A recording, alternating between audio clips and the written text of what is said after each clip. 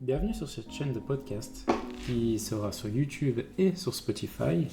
Et dans cette première vidéo sur cette chaîne, je vais vous parler du livre L'art d'avoir toujours raison, qui date que Arthur Schopenhauer a écrit en 1831. Pourquoi je décide de commencer par ce livre?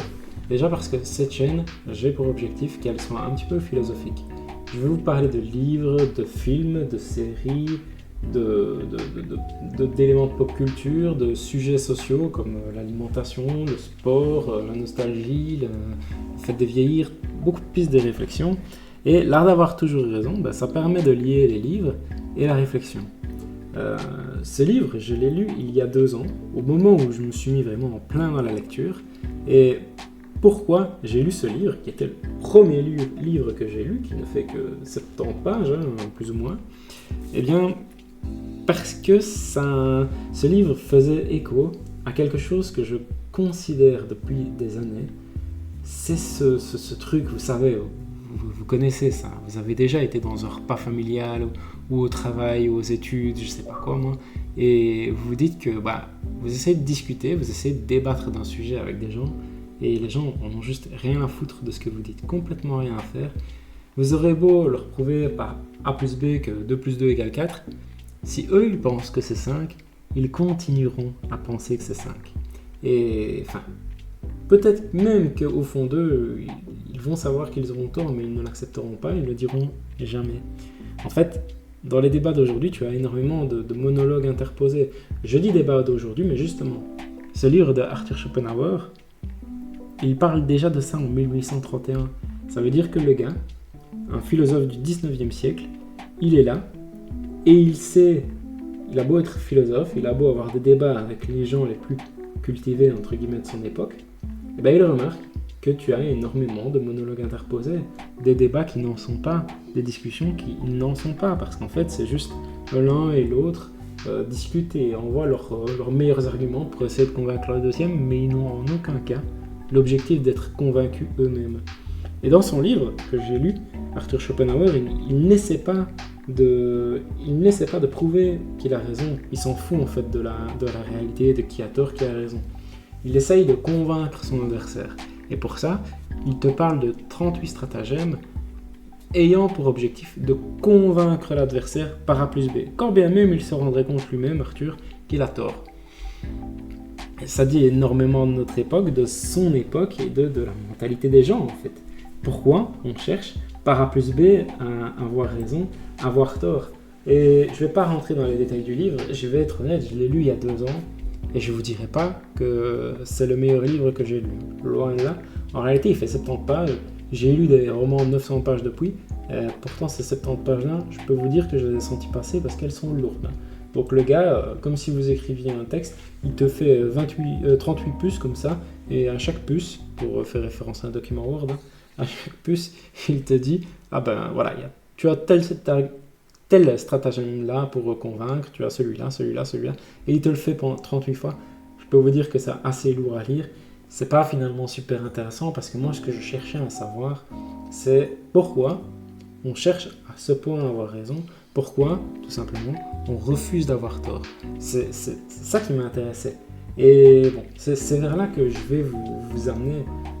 Je ne sais pas ce que vous en pensez, vous, de votre côté. Quelle est votre piste de réflexion par rapport à ça? Si c'est quelque chose qui vous embête ou si c'est quelque chose qui ne vous embête pas. Mais pourquoi, à ce point, dans notre vie, on refuse d'admettre nos torts? On refuse d'admettre que peut-être, on se trompe. Qu'est-ce qu'il y a de si dramatique? Je me pose la question, je ne sais pas ce qu'on a tous à ne pas vouloir se remettre en question. Alors, il y a quelques points de réflexion que je peux trouver moi-même. Avec mon petit cerveau, je peux vous donner quelques pistes. Le premier, c'est évidemment, c'est l'ego. Je pense que l'ego dirige le monde, et l'ego, honnêtement, c'est le pire truc pour tuer des gens. C'est incroyable, ça nous coûte cher en réalité. Ça te coûte très cher d'avoir de l'ego dans la vie. Qu'est-ce qui nous fait si mal à nous dire, ok, là, j'ai tort et je reconnais, surtout, j'ai tort, ok, ça on peut se le dire, mais je reconnais envers la personne avec qui j'ai le dialogue que j'ai tort. Je lui dis, ok, finalement, tu as raison. Je me suis battu par A plus B, mais je me rends compte que ce que tu me dis, c'est vrai. Est-ce qu'on a l'air con? Franchement, est-ce que si quelqu'un vous dit, malgré un grand débat, au bout d'un moment, il s'arrête et il vous dit, bah écoute, Jean-Charles, t'as raison. J'ai réfléchi, t'as raison. Est-ce que quelqu'un qui vous dit ça, vous dites, ah bah non, il est con. Ben moi je pense pas, quelqu'un qui me dit ça, je me dis, putain, son cerveau il a tourné et il s'est rendu compte que 2 plus 2 était bien égal à 4 en fait. Donc je me dis justement qu'il est plus intelligent que ce qu'il n'y paraissait. Moi je sais que dans ma vie, soit dans mon couple, ou que ce soit en dehors de mon couple, je suis capable d'être têtu, je suis têtu déjà de base, mais si tu me prouves par A plus B que bah ouais j'ai tort, je vais accepter ce tort. Et je vais te dire, bon bah ouais, peut-être que tu as réussi à me faire avoir tort, je me suis battu, mais non, ce que tu m'as dit est vrai. Et ça fait mal, c'est vrai que ça fait en partie mal de reconnaître notre tort, mais ça fait du bien quand juste tu dis à la personne, ok, bah là tu m'as prouvé que tu avais raison et que c'est moi qui étais à côté de la plaque. Je pense aussi qu'il y a ce refus envers une partie de la population, envers une partie des gens au bout d'un moment d'apprendre. Et c'est aussi une question, pourquoi refuse-t-on d'apprendre? Pourquoi refuse-t-on simplement de dire ah bah oui en fait ça je ne savais pas, tu me l'as appris, ok j'avance maintenant, je grandis avec ça. Pourquoi est-ce que dans notre tête on refuse de se dire qu'on peut apprendre même après être sorti de l'école, être sorti de l'adolescence, être sorti d'un travail ou je ne sais pas quoi? Pourquoi au bout d'un moment on se dit moi je n'apprendrai plus, moi je sais mieux que tout le monde, etc. Pourquoi? Je sais pas, je me pose la question. Pourquoi est-on tant persuadé que ça de ne pas avoir, de ne plus pouvoir apprendre?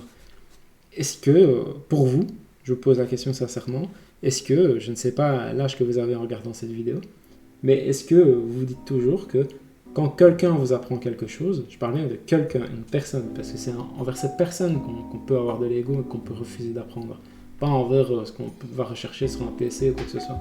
Pourquoi, si quelqu'un nous apprend quelque chose, on va avoir du mal à dire ah bah ouais je savais pas, t'as raison, tu m'as appris quelque chose. Je sais pas, est-ce qu'on a peur de nos propres méconnaissances? Est-ce qu'on a peur de notre propre cerveau, de notre propre intelligence? Je ne sais pas. Je ne sais pas quelle est votre piste de réflexion, j'aimerais bien la savoir. Bon, sachez que j'en profite. J'ai ouvert une petite page Instagram en lien avec les podcasts que je tourne sur cette chaîne. Donc c'est la taverne des petites abeilles, comme le nom de la chaîne, c'est le compte Instagram. J'ouvrirai peut-être aussi une page Twitter, mais pour l'instant j'ai ouvert qu'une page Instagram qui n'est pas active, hein. Ça dépendra si j'ai des gens. Si même j'ai 10 personnes, je serais méga heureux et potentiellement ça me fera mettre du contenu, mais pour l'instant je n'en mettrai pas tant que ça n'a pas progressé, mais si jamais vous voulez discuter avec moi, n'hésitez pas, ça ne me dérangera pas.